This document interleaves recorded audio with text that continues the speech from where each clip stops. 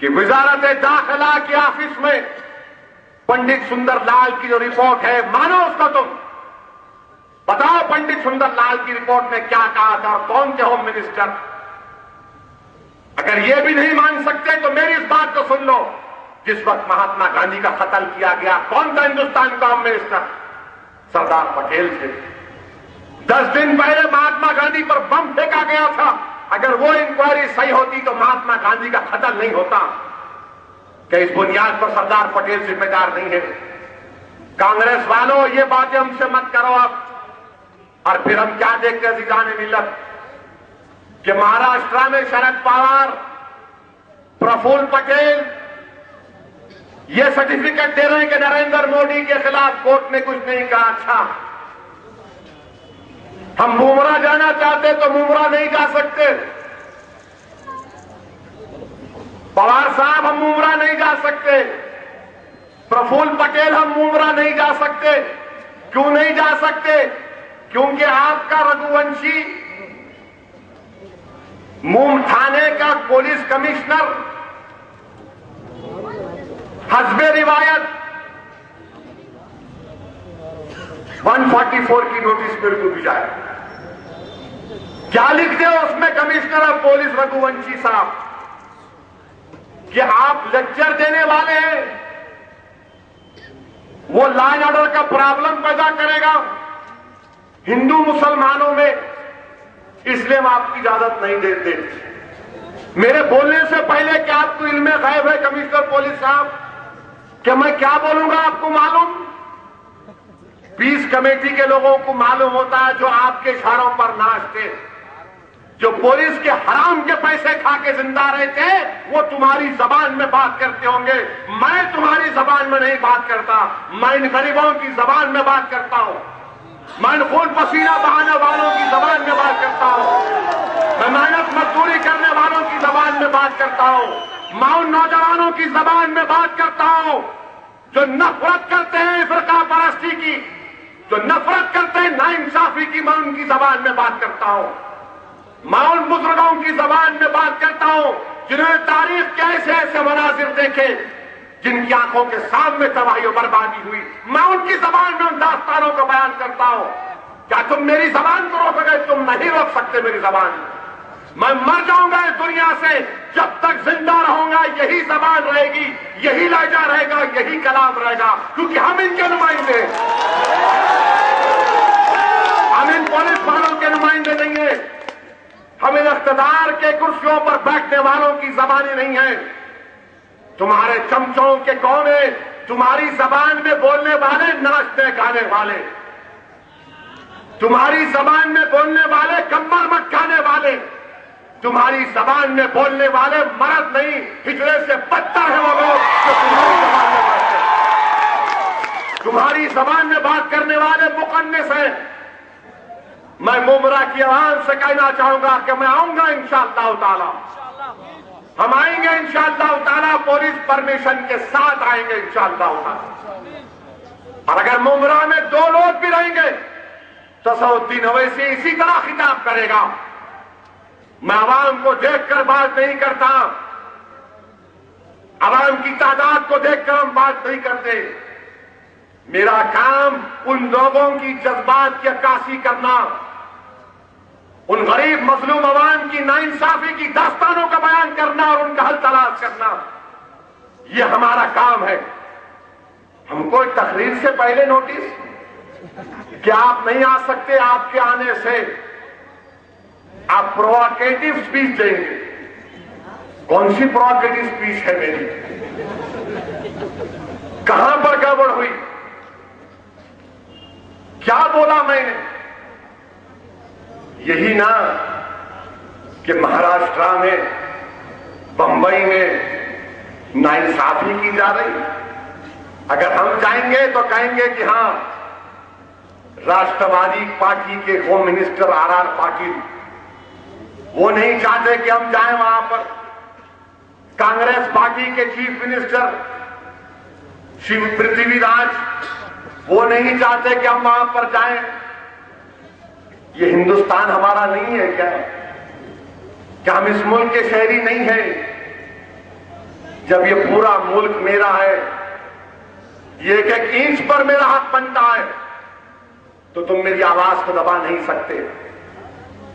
ये कांग्रेस के, एनसीपी के पवार साहब बोल दिए कि नहीं मोदी को छोड़ो, अब वोट नहीं दिया। अच्छा, आपको कौन दिया सर्टिफिकेट? क्या कोर्ट फैसला नहीं करेगा पवार साहब? अगर इतना बड़ा दिल है आपका तो फिर हमको इजाजत दो, बताते आपको। आपके घर में खड़े रहकर हम बोलेंगे इंशाअल्लाह ताला। प्रफुल्ल पटेल को किसने इजाजत दी? और फिर वो मुमरा में इनका जितेंद्र आवाज, इनका एमएलए एनसीपी का इशरत जहां का मामला आया तो सर पर टोपी पहन के बैठते इशरत जहां की अम्मा के साथ। और मुमरा से चंद किलोमीटर के फासले पर मालेगांव है, तो वहां नहीं जाते आप? 2006 और 2008 में मालेगांव में बम ब्लास्ट हुआ। जब मक्का मस्जिद का ब्लास्ट हुआ, वो सीबीआई ऑफिसर जिसका मैं नाम लिया, उसने कहा कि ये आरएसएस हिंदू तंजीमें जिम्मेदार है। हेमंत करकरे को जब मालूम हुआ तो हेमंत करकरे ने प्रज्ञा ठाकुर को पकड़ा, प्रज्ञा सिंह ठाकुर को पकड़ा। वही हेमंत करकरे था जिसने कर्नल पुरोहित को पकड़ा। और आज जो हमारे कमिश्नर पुलिस साहब, जो मैंने उनसे वादा किया कि इंशाअल्लाह मैं मुमरा को आऊंगा, आपके दफ्तर को भी आऊंगा और आपके साथ कॉफी पी के जाऊंगा इंशाअल्लाह तो कमिश्नर पुलिस साहब ने एसएमएस किया कि ओवैसी साहब आप आइए, मेरी काफी बहुत मशहूर है। तो कमिश्नर पुलिस साहब आपकी काफी बड़ी मशहूर होगी, और अल्लाह के करम से आपकी हरकतों से मेरी जबान भी अल्लाह ने बड़ी मशहूर कर दी।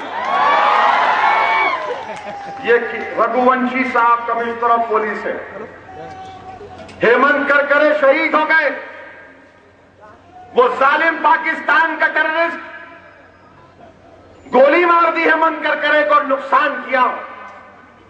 अगर हेमंत करकरे जिंदा होते तो पूरे खाकी चटिया जेल में झाड़ू मारते। हेमंत करकरे की मौत के बाद कौन बने एटीएस? मैं इल्जाम नहीं लगा रहा हूं रघुवंशी साहब पर, आप एटीएस के बने।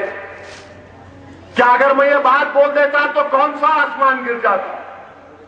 क्या इसीलिए मुझे रोका गया? आप हमारी जबान को नहीं रोक सकते, आप हमारी जबानों पर ताला नहीं लगा सकते। हम गुंगों की नुमाइंदगी नहीं करते, हम जिंदों की नुमाइंदगी करते। मैं जिंदों की बस्ती सरजमीन दखन का बाशिंदा हूं, और सुन्नों को रोकने वाला हम उस सरजमीन के बाशिंदे हैं। जब औरंगजेब का फतह नहीं मिली थी किले गोलकुंडा में, तूफान आया, बारिश हुई, औरंगजेब आलमगीर ने देखा कि पूरे खैमे उड़ गए, अफरा तफरी मची है, एक ही खैमा है जिसमें चिराग जल रहा है।